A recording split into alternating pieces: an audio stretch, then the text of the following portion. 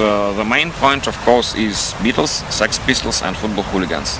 And that's why we picked London. Why did you decide England? I don't know. We dreamed about England from the very beginning. We thought that it was the motherland of Yellow Submarine, Sex Pistols and many other good things. But the things I saw in England were different.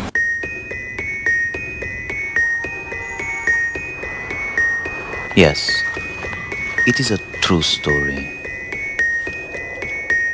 about two pieces of Moscow scum.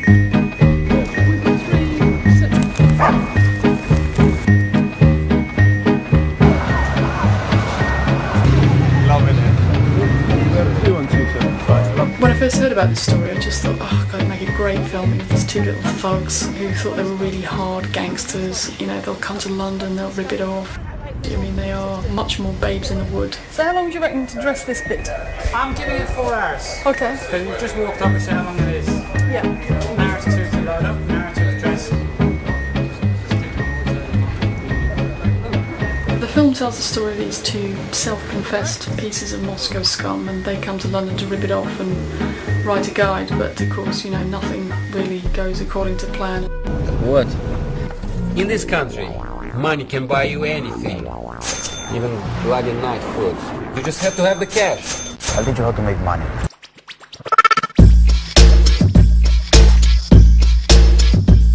We didn't ask for 10,000 immigrants to be put here.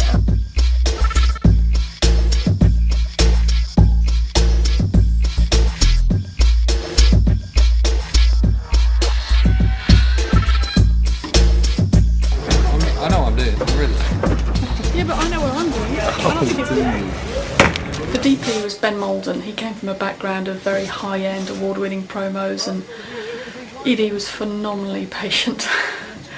I mean, you know, if you've got a brilliant DP with a strong team who's very quick behind them, then you know you know the film. If you know the film's going to look good, I mean, he was very ambitious. I think he always went for the big shot. And I thought, you know, the film's rough and ready. We shot it on Super 16, but it's visually ambitious. You know, and you've got to go. So we're probably going to shoot it just because we love the rain. Yeah. And this shoot has been constant sunshine. Yeah. And I love the idea that every time we come to the building, it's pissing down, because that is what it's like, isn't it? Really? It's always like. There's no need for that attitude. Well, okay, so this one, I think, what do you work, everyone hates it, da, da, da, da. When he says alone, yeah, of course. I'd love it if he says something like, well, maybe you could try washing, you know, and you think you're being funny, you know, because they stink. You need to have a bath, you absolutely stink. Andrei Charov was a real revelation. I mean, you know, I searched on the web for young Russian actors, and this face came up. Раз, два, три, раз. Раз, два, три, раз, два, три, раз, два, три, раз, два, три. And it was like, that is the guy. You know, he didn't speak a word of English, or he said he didn't, I wonder. But, you know, you never needed to say anything to him. He stepped in, he became Spiker, and that was it. He's making notes. Spiker, cooking heroin. He says, not in here. Okay, let's not talk about how we're going to do this. So you look like you're stopping. How many buildings have I got? But when he turns his back on you and goes that way, carry on. First time that I met Andre, and he was pretty much mute. We met in a pub and he was pretty much mute, and I just despaired. I thought, how is this going to work? Because we're not going to be able to talk to each other. He's not going to get the lines out, let alone be able to kind of relate and understand what each other are talking about. But it was resolved so quickly. That was the biggest joy of the whole thing for me, because we spent so much time together. We really didn't spend time hardly with anybody else the whole time we were shooting, and we drank a lot of beer and a lot of vodka, and got to know each other really well. And I bought a phrase book. Почему беда? Sweet Patrick. Почему бы нет? Почему бы нет? Почему беда? Почему бы нет? Почему беда is nothing. No. Так, почему беда? Почему бы нет? Are you picking up Russian? Can you speak before? No, I can't now. I do like 5 words. 5 words. Which had it all spelt out phonetically, so that I could, sort of converse. If I needed to find a specific word, you know, the sort of the patois that we were making up between the two of us was this ridiculous language. But actually, the most rewarding thing about the whole experience for me was once we started to understand each other's sense of humour after about 3 weeks. Once we finally got each other's kind of sense of humour, you know, down. Once you know, but it was so rewarding because you'd worked so hard to understand it. And you know, we'd get home and Andrew would say to me, "You want tea?" And I'd say, "Oh no." He goes, "Only joke anyway. Here's one beer." Мы порубемся нахуй.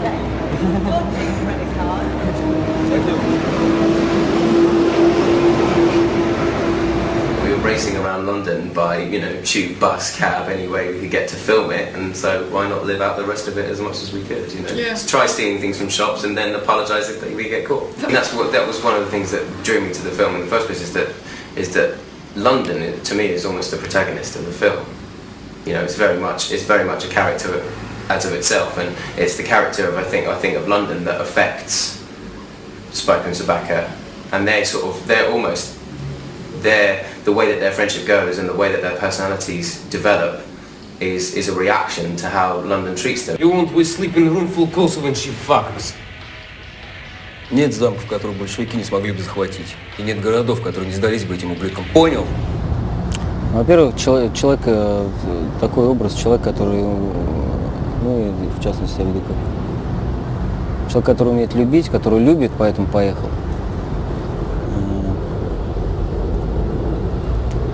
Сильный человек, но одновременно и слабый, потому что все-таки наркотики сломили, а сильного человека ни один наркотик не сломает. Но в этом и грань, что сильный и слабый тут постоянно перетягиваются. Ну, как бы это и есть проблема больших городов. Большой город должен быть, чтобы его сломать, ты должен быть мега большой личностью. Под этим подразумевается и институт жизни. Институт жизни, умение все-таки подстраиваться, при этом не сломавшись самого себя, личность свою. Это очень сложно. Это сложно в деревне, это сложно в маленьком городе, это сложно, тем более в Лондоне. И какой бы ты ни был большой личностью, фильм отчасти об этом. Все равно есть момент слома. Я когда в Москве был на некий период перед отъездом. Период некий. Перед отъездом, да. У меня был внутренний вопрос такой, мне хотелось очень чему-то удивиться. Вдруг предложение в Лондон, я поехал, не раздумывая. И очень сильно удивился прогрессу, все другое, от воды до глобальном смысле этого. Все так получилось, что по большому счету очень положительная энергетика, все это заметили. Сьюзи в творческом плане свободно себя ощущаю. Yeah? Where is my big gun? It's okay. But Tony doesn't really swear. Tony's a very nice, decent, upstanding criminal. Да, она любит импровизацию, я ее тоже люблю. Да, она позволяет это делать, я вижу, что ей нравится это, и что актеры даже после дубля, когда он закончен, в принципе, чтобы продолжалась некая жизнь, чтобы. Да, она очень легкая, вот с ней легко, потому что ты можешь что-то предложить, и она, конечно, вправе отказать или нет. Но вот предложить ты можешь, потому что зачастую предложить режиссеру ничего нельзя. Ну да, потому что это все равно это все равно совместное творчество режиссера с актером. Не должно так, чтобы один над другим. Все равно это идет совместно. Together. Пук. Pog.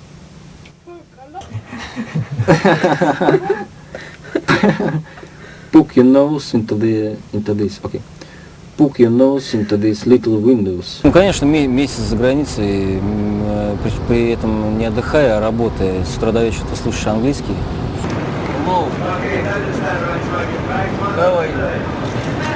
Конечно. И сейчас я уже практически все понимаю, что мне говорят. Но при этом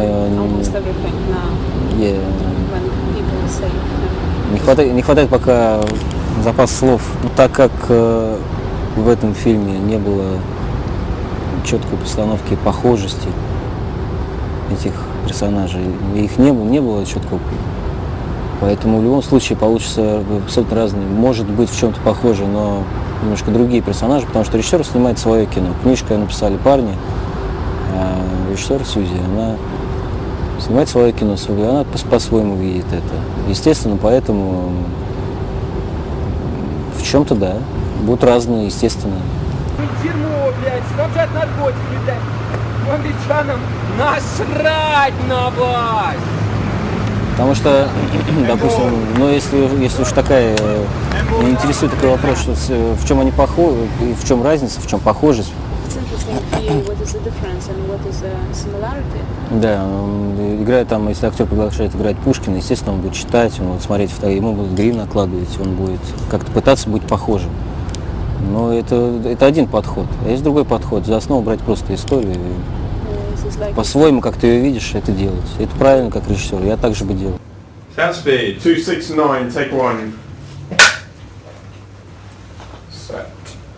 Action. Do you have an experience? Or do you see we're subject to racial, ethnic, sexual, or any kind of discrimination? I mean, you need a permit. I mean, you have to go to the refugee council and ask for political asylum, then you have to live in a refugee hostel for 6 months. Well, you could buy a permit, it costs anybody £1,850, but it's no fair ID, never check authenticity, presumption of innocence and all that. Do you speak English? Do you? Can we have subtitles, please?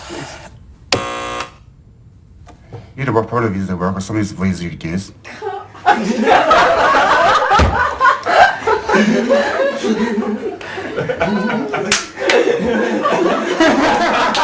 My sort of goal when I came into it was to make that relationship, fall apart honestly, and to make that part of it believable, and the rest of it would kind of just do itself. К счастью, я сохранил вот это. Они просрочены, не так ли? It's for one chocolate. Artas steals all our money. Huh? What do you think about this? Nothing. Well, what do you expect? He's a junkie.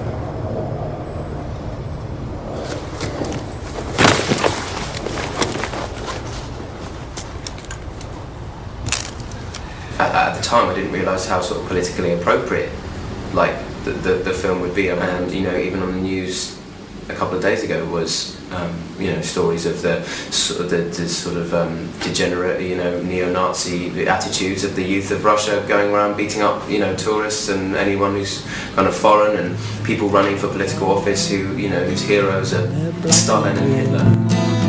But we don't talk about that. Are you from around here? How do you do?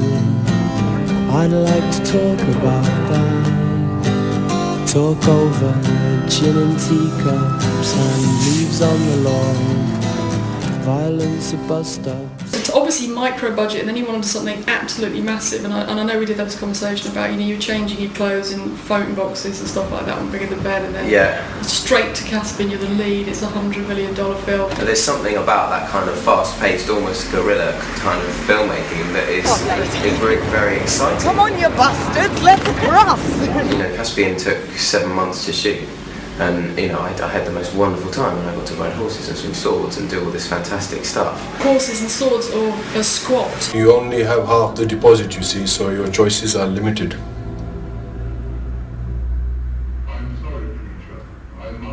What is smell?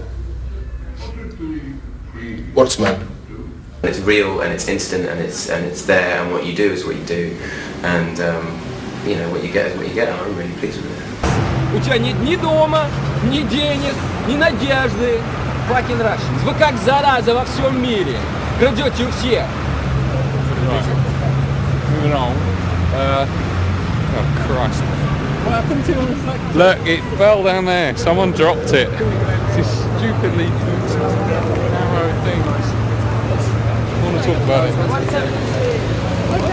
Okay. You feel sexiest.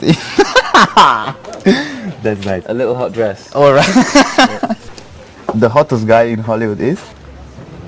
Ben was great because they got on like a house on fire, and Ben learnt some of the language and you know, of course straight after Bigger Than Ben he went on to Caspian, and I mean it is just so surreal. I mean it was Nearly a rat.